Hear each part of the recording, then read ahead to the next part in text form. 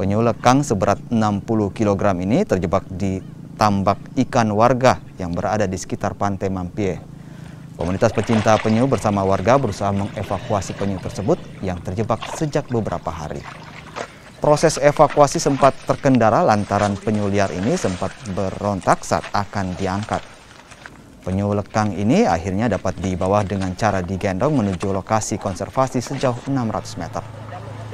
Setelah menjalani pemeriksaan, penyu ini akan dikembalikan ke habitat. Informasi dari salah seorang pekerja tambak tidak jauh dari lokasi ini, katanya ada penyu yang masuk ke dalam tambaknya. Nah, setelah saya cek, ternyata betul adalah penyu. Namun karena ukurannya sangat besar, jadi kita agak kesulitan sedikit mengevakuasinya, mengingat jarak dari pantai tempat penyu ini terjebak di tambak itu kurang lebih sekitar 600 meter jaraknya. Itu jenis lekang, jadi dugaan sementara kami karena ini sudah mulai masuk musim bertelur, kemungkinan besar penyu ini